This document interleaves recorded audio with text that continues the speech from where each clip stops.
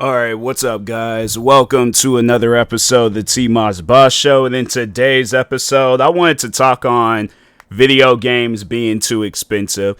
And it's not so much as like they're not affordable. Like, I could go out and get me whatever video game I want to get. You know, there is a limit to it and stuff. But here's the thing, though.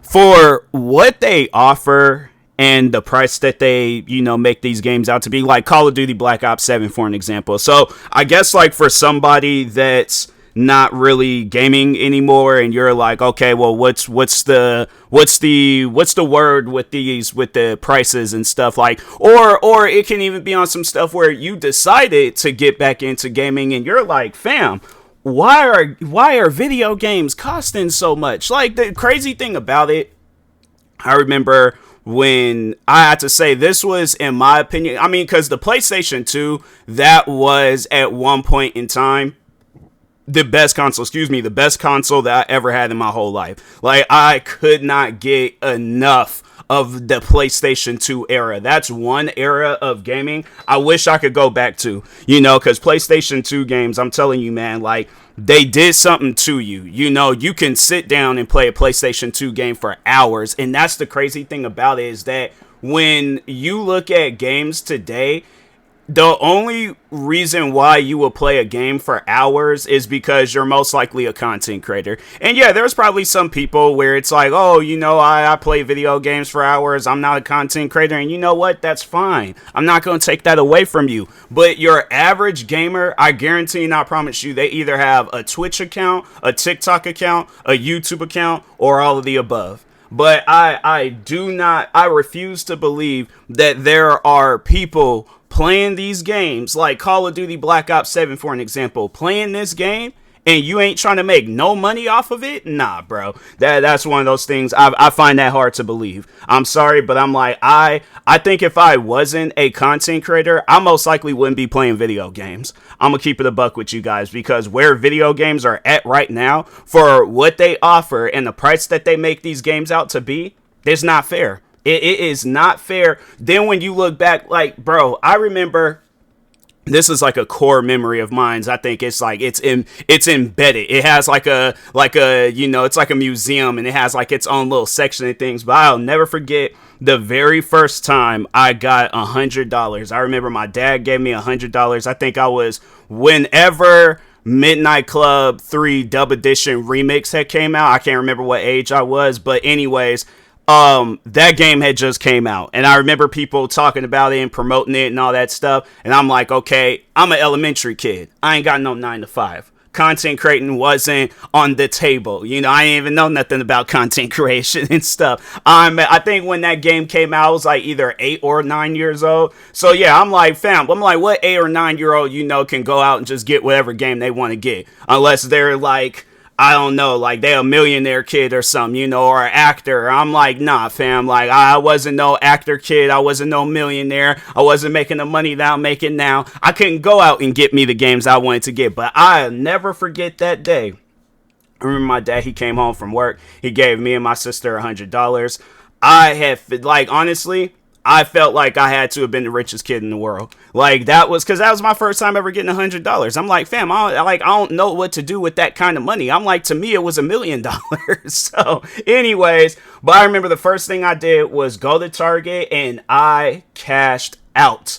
I'm telling you, like, what was that one clip? Because it's just like seeing so many different clips of him lately. That one clip of Michael Jackson when he went into that, like, it was like an ornament store, and he was like, oh, I'll take that, I'll get that, I'll take this, and that's how I felt in Target. I remember I got me one of those, because there was these like, I think it was like tips and tricks. I think it was these tips and tricks. It was these cheat code magazines. I remember I got one of those.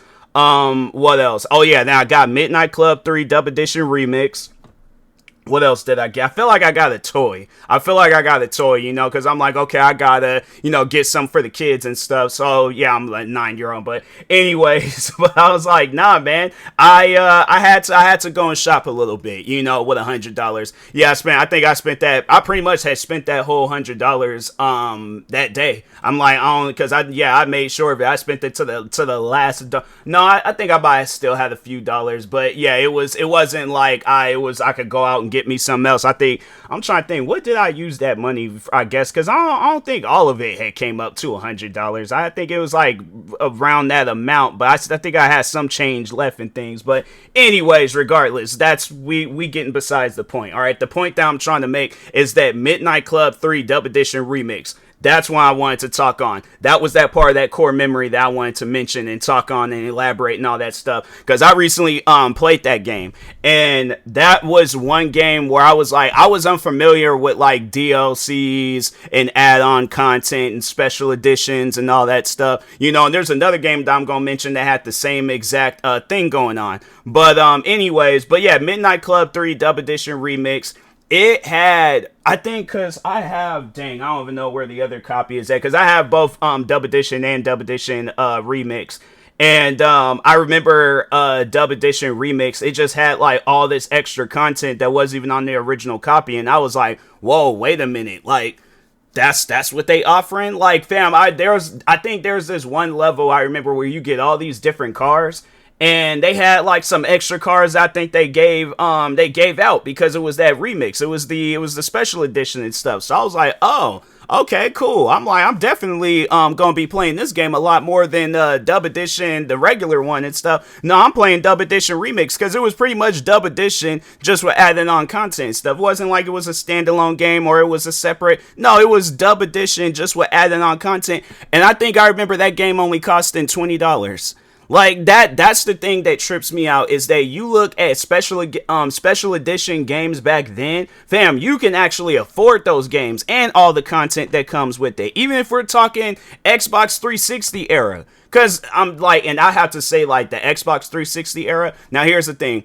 I love my PlayStation 2. The PlayStation 3, probably in my opinion, the best console to ever come out. A console that can play PlayStation 1, 2, and 3 games. Yeah, bro, you can't beat that. I'm sorry, but there has been no other PlayStation after the PlayStation 3 that has been better than the PlayStation 3. You thought that it was like maybe the PSP. I had to say that was probably the next best thing next to the PlayStation 3. But other than that, it was like, fam, y'all ain't really doing nothing, you know, with the PlayStation consoles right now. Yeah, you guys came out with that PlayStation Portal, and then, but yeah, it had it originally where it's like you had to be connected to the internet to play it. Now they have it set up where I guess you can download games directly to the PlayStation Portal, and I'm like, man, you know, it's things like that where I'm like, you guys should have did that originally. Why not have done it when you very first came out with it rather than doing it later? This is just pointless. But anyways, but no, like I remember another game that I can think of where it had a lot of content. And this was my first time ever playing this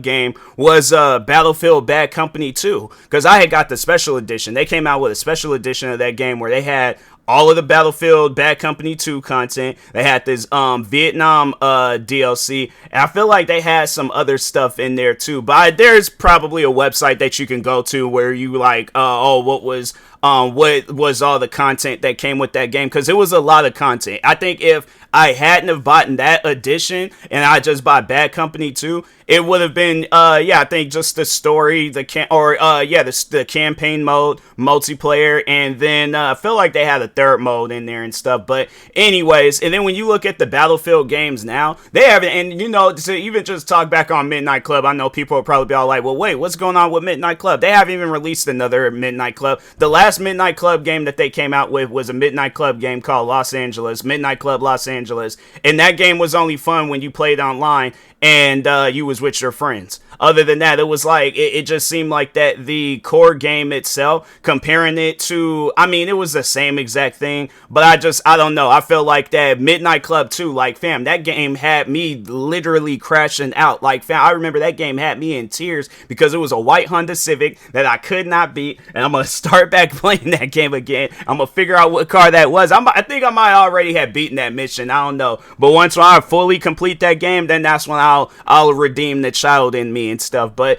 I would even rather go back and play that, because like where we're at with gaming, I feel like that's what Rockstar Games wanted to do with Midnight Club, because they were like, okay, well, we don't want to come out with another Midnight Club game for whatever reason. You would think that it's like, okay, after the success of Grand Theft Auto 5 and Red Dead Redemption 2, Midnight Club, whatever, even if you're just reviving the whole series and you're like, we're just gonna call it Midnight Club, fam, that game, it would have been a generational racing game. With all of the money that you guys made, you made billions of dollars off of Grand Theft Auto 5. I don't know how much money you guys made off of Red Dead Redemption 2, but you guys made all of this money. You definitely had time to make at least 2 Midnight Club games.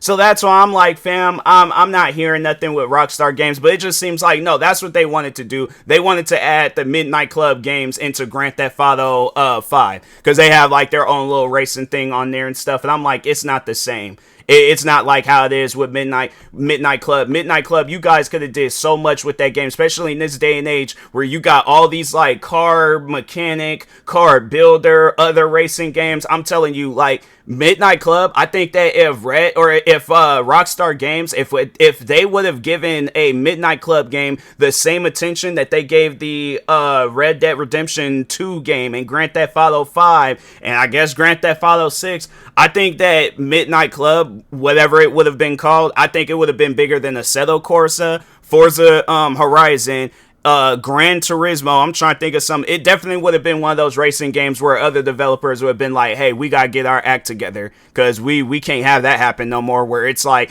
our games, like we would have seen an all-time low of content of Assetto, because I feel like that's like the main racing game you see right now is the PC version of Assetto Corsa, just because of the amount of mods that you can add to that game. Now imagine the amount of mods that you would see. They have this big giant open map, however big they want to have the map, all these different cars. Even if it's unlicensed cars, fam, like Midnight Club in this day and age, if Rockstar would have sat down and given that game some attention, I think it would have been a good game. All right, so but the question is, how much would that game have cost? See, and that's the problem, is that when you look at Midnight Club Dub Edition, Midnight Club 3 Dub Edition Remix, that game only had cost me, it cost 9-year-old me $20. When I looked at Battlefield Bad Company 2, that special edition, yeah, the game had been out for some time, but it only had cost me $59.99.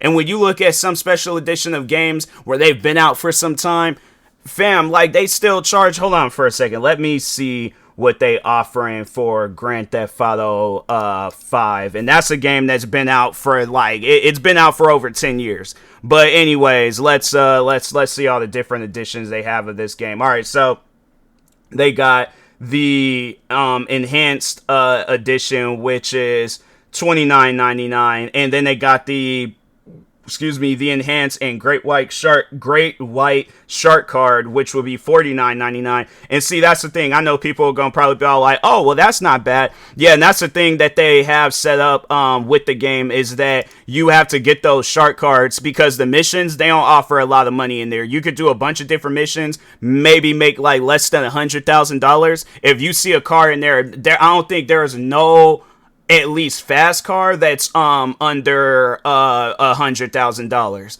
Like all the slow cars and the cars that when the game very first came out, yeah, them cars, some of those cars may cost less than $100,000. But it's like you have to sit there and play this game day and night to try to get the cars that you really want, in the apartments and the businesses and all the other different stuff. So that game's they like, oh, it's $29.99 to buy it, but the real fun is where you get like the mods and stuff. Like, and that, to me, that just trips me out, where it's like we're having to rely on the fans of this game in order to make this game good, because without mods, I don't think Grand Theft Auto, I think that's why they're probably waiting out so long. They're all like, okay, well, let's see how low the player count could get for Grand Theft Auto 5, and then that's when we'll release Grand Theft Auto 6. And then hearing this conversation that Grand Theft Auto 6 might be a standard copy, might be over $100, I'm sorry, but I ain't gonna buy it. If it's not $69.99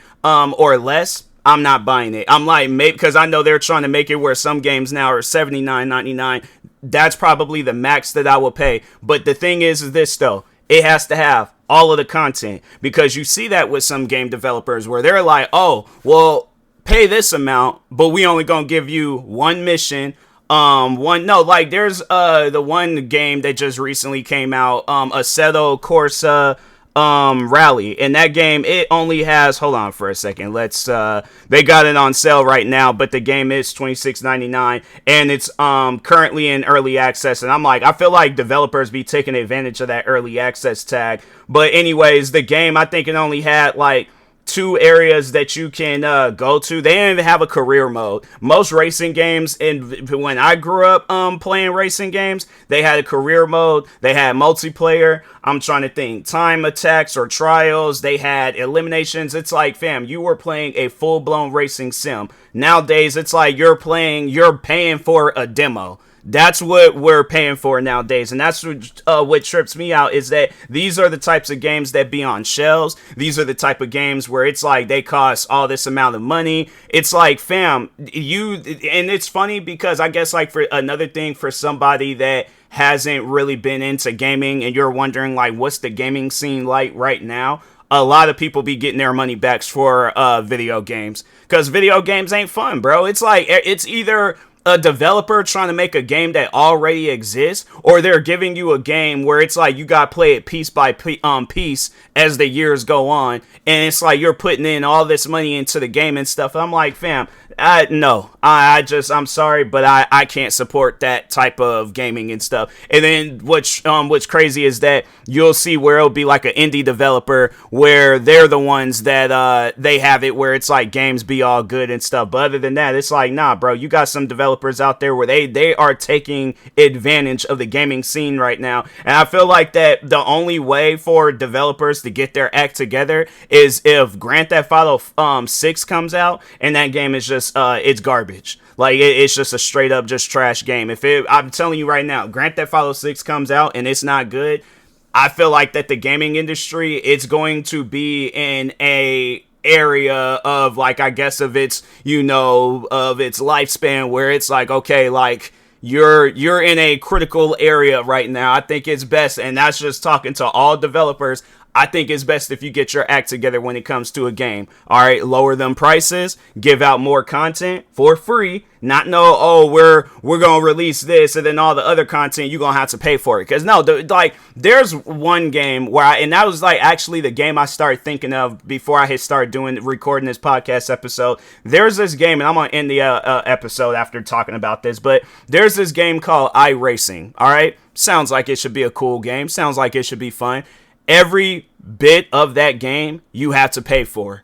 Every part of it. From the tracks, different tracks. And it ain't just you buy like a pack or whatever or something. No, so actually that's how the game is set up. You have to subscribe in order to play the game, right? And then on top of that, you have to buy whatever car you want to buy and whatever tracks that you want to race on. That's like if Netflix was like, you have to pay for you have to subscribe to our service to get access to it. But then on top of subscribing to the service, you have to pay for every single movie and every single TV show that exists. You even have to pay to go through the settings. No, I don't think they have it set up like that. But if they did, I'm like, honestly, it wouldn't surprise me. But anyways, who's trying to do that? Who's trying to play a game and put that amount of money in there? And from what it sounds like, what they're saying, you're definitely going to be putting thousands of dollars into that game. But there's so many different games. Like, you got it where NBA 2K does that. You got it where Madden does that. You got it where, I'm trying to think, Call of Duty does that. Fortnite, in my opinion, is probably the only game where you put money into it, but it's like it's money well spent. Like they give you a gang of content, and then the fans, they're creating the content. The game is free, so it's not like you have to pay to play the game. Maybe the original mode that came out with that game, but as far as the game itself, nah, you ain't even got to do all that. So yeah, I just think that at times there's developers that do take advantage of the gaming scene, and then there's developers that don't. And I'm like, and then to the developers that do, I'm like, fam, it's either you got to get your act together, or you need to step away from developing video games. Because right now, video games is just way too expensive, and too expensive for no reason. So, but anyways, with that being said, I will talk to y'all later. Thank you guys for watching and or listening. Stay tuned for the next episode. Like, subscribe, viewing this on YouTube. Follow, subscribe, viewing this on the podcast streaming service. And peace.